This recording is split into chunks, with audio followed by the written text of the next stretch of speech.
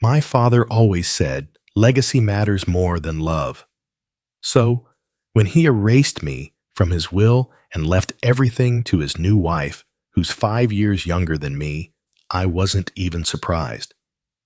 But when I found out he was planning to buy back my childhood home, to build a new family inside it, that broke something in me. He wanted to rewrite history without me in it.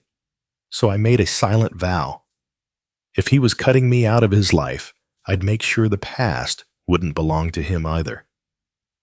My name is Madeline, and I was raised in a house where success was the only language spoken. My father was a self-made businessman, sharp-suited, sharp-tongued, and always chasing the next big deal. To the outside world, he was a legend in real estate. To me, he was just distant, cold, calculated. He wasn't abusive, not in the way that leaves marks, but affection, encouragement, presence. Those were luxuries I had to earn, and often didn't. My mother, on the other hand, was my anchor. She was warm, attentive, and always saw me. She tried her best to protect me from his emotional ice storms. But even she couldn't keep up with the growing distance between us all. Their marriage collapsed by the time I was 16. It wasn't explosive. It was a slow, silent erasure of anything resembling love. My dad blamed my mom for holding him back. My mom just packed up and left with quiet dignity. She took very little, some old photo albums, a few boxes of books, and me. For a while, it was just the two of us in a small 2-bedroom apartment across town. It wasn't glamorous, but it was peaceful. I studied hard, got into college on a scholarship, and worked my butt off every summer to cover the rest. Meanwhile, my dad moved on at lightning speed. By the time I finished my first year at law school, he was already engaged to a woman named Amber. She was 26. I was 27. When I first saw her, I thought someone had made a mistake. I mean, she wore glitter eyeshadow and called me babe the first time we met. My dad, who used to scoff at anything less than elegant, was now holding hands with someone who posted thirst traps and inspirational quotes on Instagram. It was surreal. But what stung most wasn't the age gap or the awkwardness. It was how he treated her compared to how he treated me. He worshipped her, spoiled her, publicly, lavishly. I'd never once heard him say he was proud of me, but he'd post about Amber's entrepreneurial spirit because she ran an online jewelry shop that mostly just resold cheap imports. When they had a baby a year later, a boy named Grayson, he acted like he had discovered fatherhood for the first time. Pictures everywhere. Baby showers, matching outfits. I wasn't jealous of the baby, of course, but I was haunted by the realization that he'd saved all his love for his second chance. It felt like I was the draft version of his life, the one he had to get through to reach the real family he wanted. Still, I kept my distance and kept working. I graduated, top of my class, passed the bar on my first try, and got hired by a well-respected firm in the city. When I sent him a message about my graduation, he didn't respond for 2 days. Then finally, I got a text. Good job. Amber was valedictorian when she was your age. You'll catch up. That sentence shattered something inside me. It wasn't just the lack of congratulations, it was the comparison, the casual dismissal. He couldn't even let me have that moment. Not without making me feel like I was always one step behind his shiny new life. I didn't reply.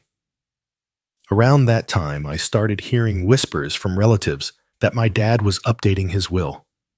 Apparently, everything would go to Amber and Grayson, including investments, vacation properties, and most painfully, The house I grew up in. The house my mom and I had once called home. That house wasn't just wood and bricks. It held memories. It was where I'd learned to ride a bike in the driveway, where my mom had bandaged my scraped knees in the kitchen, where I'd stayed up late studying for finals in my tiny bedroom, hearing the creak of the stairs as my mom brought me tea. Now, my dad wanted it back. He wanted to turn it into their home, to build his perfect little life on the ashes of mine. And worse, he was close. He'd made an offer. The current owners were ready to sell, and he was planning to close the deal in a few weeks. When I found that out, I remember sitting in my apartment alone, staring at the wall. I wasn't angry, not yet. I just felt erased, like he was trying to rewrite history and scrub me out completely. First from his life, then from our family story, and now even from the home that held the only warmth I ever knew as a child. It was in that moment, quiet, dark, devastating, that something inside me hardened. I wasn't going to beg for his approval. Not anymore. I was going to take something back, not out of vengeance, but out of love for the person who never stopped believing in me. A few weeks after I found out about the house, I got an invitation to a family gathering. Nothing special, just a casual barbecue at my uncle's place. I almost didn't go. I didn't want to be around my dad, Amber, or their curated Instagram version of happiness. But part of me was curious. I wanted to see him. I wanted to see if he'd even look at me the way he used to. Spoiler, he didn't. When I arrived, he gave me a quick nod, like I was a coworker he barely knew. Amber, of course, was all smiles. She threw her arms around me and gushed, "Babe, you look so professional. Your dad told me you're some kind of lawyer now." Like it was a cute hobby I picked up. I clenched my jaw and smiled. "Yes, I passed the bar last fall." "Oh, wow," she said, blinking. "That's like hard, right?" My dad laughed. "Not as hard as running a business and raising a toddler at the same time." "Huh, babe?" I stared at him. "No congratulations." "No, I'm proud of you. Just a joke. At my expense, again." I excused myself and went to sit with my cousin, who leaned in and whispered, "He told everyone you moved to D.C. to work in some clerk job. Is that true?" "No. I'm in New York, associate at Jenkins and Lowell." Her eyes widened. "Wow, that's huge. Why would he say that? Because minimizing me had become his new favorite sport. But things hit a whole new level the following weekend when I got a call from my mom. She sounded off. I hadn't heard her this shaken in years. "He's buying the house, Madeline," she said quietly. "The old one. Our house." I froze. "How do you know he called me? Said he was planning to make it into a forever home for Amber and the baby. Asked me if I'd be willing to remove my name from some old insurance paperwork still tied to the property. That house had been split in the divorce sold years ago to another family. Neither of us had lived there in over a decade, but my mom had quietly kept tabs on it just like I had. It meant something to her, to both of us. And now my father wanted to slap a new coat of paint over every memory we ever had there and turn it into a photo backdrop for his second chance at fatherhood. He said it's a full circle moment, my mom added, that it feels like fate. Fate. What a joke. The next day, I got a text from my dad. "You should stop by sometime. We're thinking of doing a full remodel. Tear out the kitchen, open up the main floor. Maybe even add a pool in the back." "No." "Hey, I'm buying the house you grew up in." "No." "Would you be okay with that?" Just bragging. Like this was some HGTV project, not the place where I used to fall asleep, listening to my mom read me bedtime stories. I didn't respond. I couldn't. I was too busy trying not to scream. That week, I started having dreams, strange, vivid ones, of walking into my old bedroom, only to find all my things replaced. My trophies gone, my childhood photos burned, Amber's perfume on the pillows, her baby's toys in the corner. I started waking up with my fists clenched, my heart racing. At work, I couldn't concentrate. Every email I read turned blurry. Every call sounded like static. I felt like I was disappearing, piece by piece. And no one, not my father, not Amber, not even our extended family seemed to notice or care. The final blow came in the form of a manila envelope. It arrived at my apartment on a rainy Wednesday night, no return address, just my name handwritten in black ink. Inside was a copy of my father's updated will. I don't know how it ended up in my hands.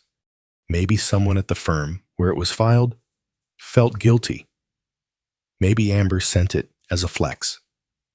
Maybe it was a mistake. But it confirmed everything I'd feared. I had been completely removed. No share of his estate, no mention of me as a beneficiary, not even a token amount or a sentimental item. Everything his accounts, properties, business shares, even the classic car he used to let me wash every Sunday as a kid was going to Amber and Grayson. And at the bottom, in the notes section, he'd written, "Madeline is successful and independent. She doesn't need financial support. My focus is on protecting my current family." Current family, like I was a discontinued product. I sat on my couch for hours that night, the will in my lap, a glass of untouched wine in my hand. I didn't cry, not at first, but around midnight, something cracked inside me, and the tears came in waves. I cried for the little girl who used to wait at the window for him to come home. I cried for the young woman who thought being perfect would win her father's love. And I cried for myself, this version of me that finally understood he never saw me as his daughter, just as a draft he regretted. And that's when something shifted. If he wanted to erase me, fine, but I wasn't going to disappear quietly. The day after I read the will, I didn't go to work. I couldn't. I called in sick and just sat there on my apartment floor, surrounded by old photo albums and graduation certificates, everything I'd ever achieved laid out like proof of my worth. It didn't matter. None of it did. My dad had already decided I didn't count. That morning I called my mom. I didn't tell her about the will. I didn't want to break her heart more than he already had, but I needed to hear her voice. She always had this way of grounding me, of reminding me who I was before the world tried to rewrite me. She picked up after one ring. "Hey, baby." That was all it took. I burst into tears. "Oh, Maddie, what's wrong?" "I think I'm losing him," I whispered. "For good this time."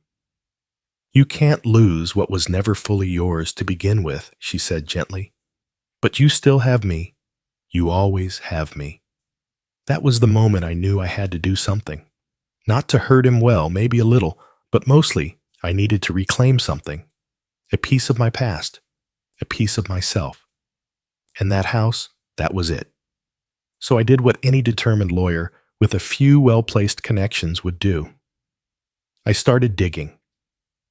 First, I looked up the current owners of our old house. A quick public record search gave me their names, Mark and Julie Thompson. They'd lived there for almost 10 years, raised 2 kids, and now were preparing to downsize.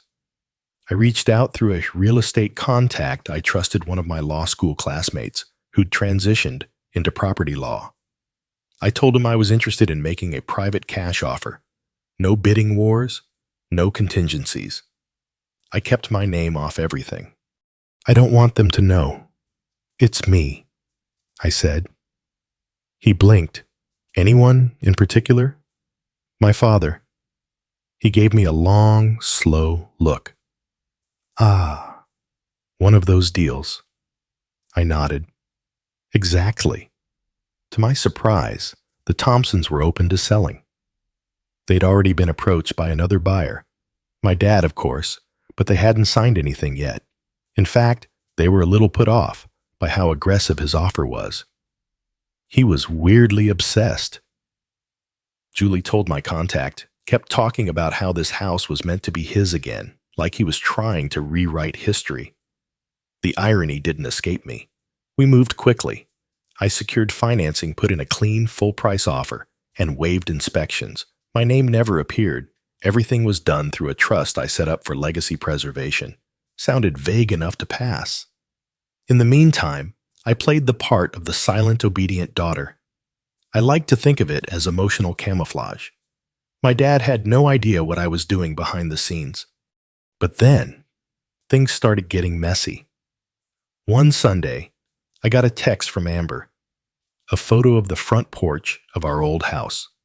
Fresh flowers in a vase, a new welcome mat, and a caption that read, "Can't wait to make new memories here." I stared at it for a long time. How did she have that picture? Had the deal already gone through? I called my lawyer in a panic. "Don't worry," he said. "They don't own it. They must have gone to see the place for a walkthrough. It's still under contract with your trust." Relief hit me like a wave, but also rage.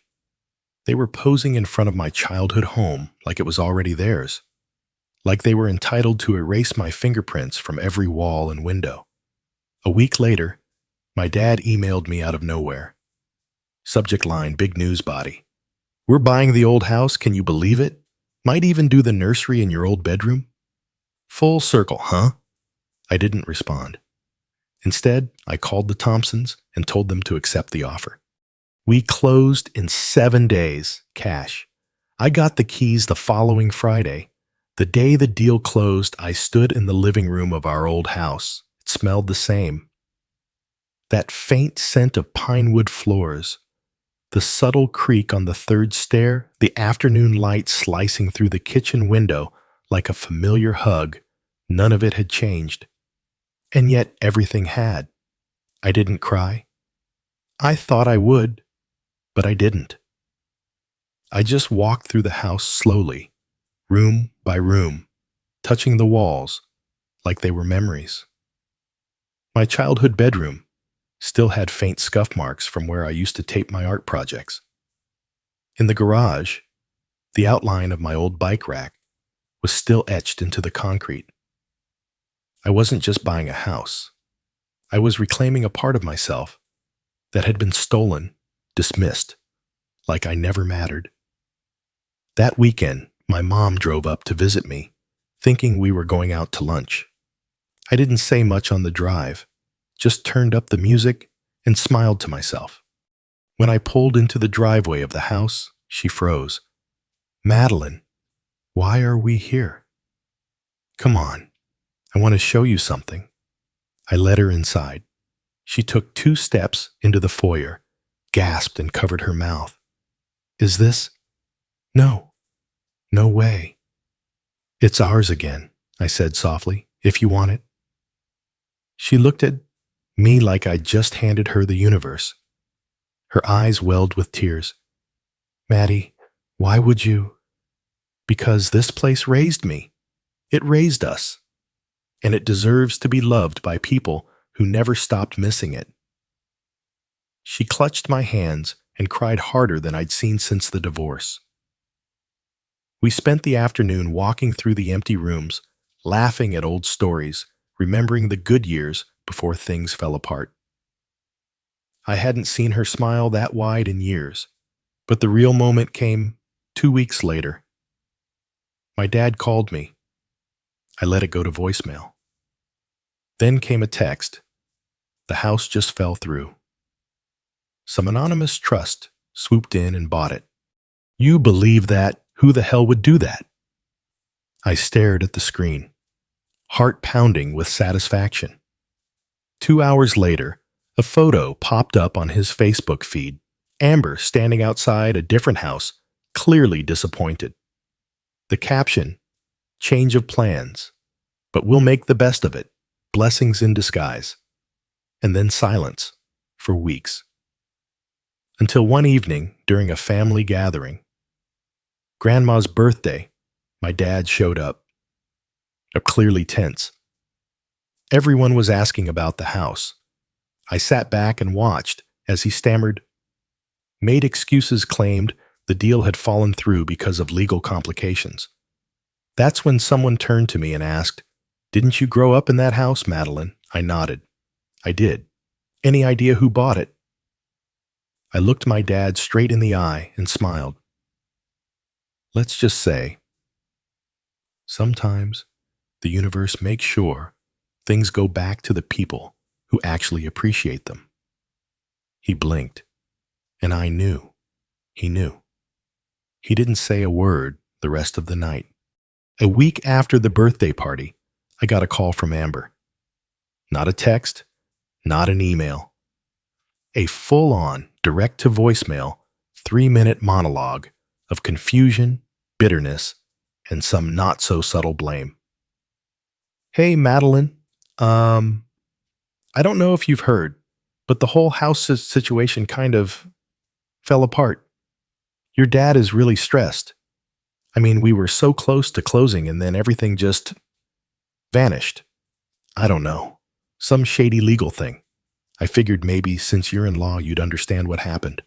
Or maybe help us out." She ended with a cheerful, but clearly forced. "Anyway, hope you're doing great." I didn't respond. Instead, I forwarded the voicemail to my mom. She texted back a single emoji. I hadn't set out to humiliate my father. I just wanted him to know what it felt like to have something you believed was yours. Something you expected ripped away by someone you underestimated. But the universe wasn't done with him yet. It turned out my father had sunk a good chunk of his personal funds into prepping for the new house. He'd taken out a private loan to offer above market value, assuming the deal was a lock. He'd even started renovations on a property he didn't yet own, based on a verbal agreement and some overconfidence. So when he lost the house, he also lost the deposit and the early contractor fees. And for the first time in his gilded little life, he looked fragile. He tried to sue the Thompsons, claimed they'd made a handshake deal. But they had everything in writing with my trust, and my legal team made sure the trail was airtight. His case got tossed before it even reached discovery. Then came the gossip. It started small whispers in his professional circle about a failed deal, a bad call, maybe even early onset confusion. One colleague joked at a charity dinner, poor Greg thought he could bully his way into a house. Guess karma doesn't accept cash offers. I heard from a cousin that Dad started snapping at people more, secluding himself. His business dropped a few key clients. His pride took hit after hit.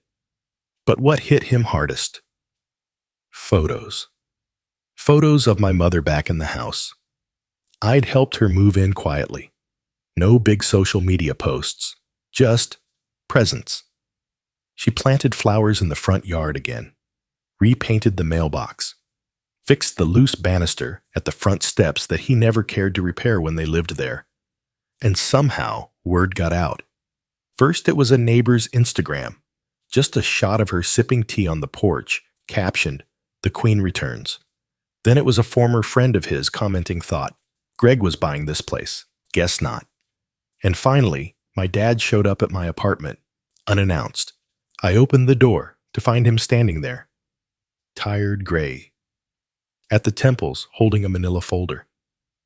"You set me up," he said flatly. I leaned against the frame. "Set you up? No, I just bought something you didn't deserve. She doesn't deserve it either. She does. She always did. You just couldn't see it because your ego wouldn't let you." He opened the folder, showing me the trust documents. "You hid behind lawyers and fake names. You manipulated the deal. I followed the law. Something you never quite respected when it didn't benefit you. You humiliated me." "No," I said. "You did that to yourself. I just made sure you noticed." There was a long pause. I watched him waiting to see if there was even a flicker of understanding. But all I saw was wounded pride. Not regret, not remorse, just disbelief that someone like me, the daughter he once deemed irrelevant, had outmaneuvered him. He left without saying goodbye. A month later, I heard he and Amber had quietly sold their condo and moved to a smaller place across town. No big house, no legacy property, just silence. Meanwhile, Mom hosted Thanksgiving that year for the first time in a decade right there in our old dining room. She roasted a turkey, set out her old porcelain dishes, even put up the same clunky light-up garland that used to annoy Dad. And when we all sat down to eat, she turned to me and said, "This house feels like it forgave me." I squeezed her hand. Maybe it was just waiting for the right person to come home. That winter, the house looked exactly the way I remembered from childhood. Warm lights glowing through the windows, a faint scent of cinnamon from Mom's favorite candles, and the snow gently layering the rooftop like frosting on a cake. I walked through each room, slowly running my fingers along the familiar door frames, the cracks in the hardwood, the chipped molding in the hallway, each imperfection a memory, not a flaw. Mom was in the kitchen, humming softly as she prepared hot cocoa. I stood in the doorway, watching her for a moment, soaking it all in. She looked up and smiled. "You okay?" I nodded. "More than okay." She handed me a mug, then leaned against the counter. "You didn't have to do all this, you know." I know I said, wrapping my hands around the warm ceramic, but I wanted to, not for revenge, for you, for me, for what we lost. We sat on the couch that night, under the same faded quilt she used when I was little, flipping through old photo albums. We laughed at the hairstyles, cringed at some fashion choices, and lingered on the pages that showed the house in better times. "It feels like we reclaimed something," she whispered. "Not just the house," I said. "The story. Our story." Later, during a small family gathering, someone asked how we managed to get the house back. All eyes turned to me. I smiled, took a sip of cider, and said, "Sometimes a home isn't just bricks and wood, it's a promise." And this time, I made sure that promise was kept. No drama, no gloating, just peace. And for the first time in years, I felt like the child who once believed this house would protect us forever. Maybe now it finally could.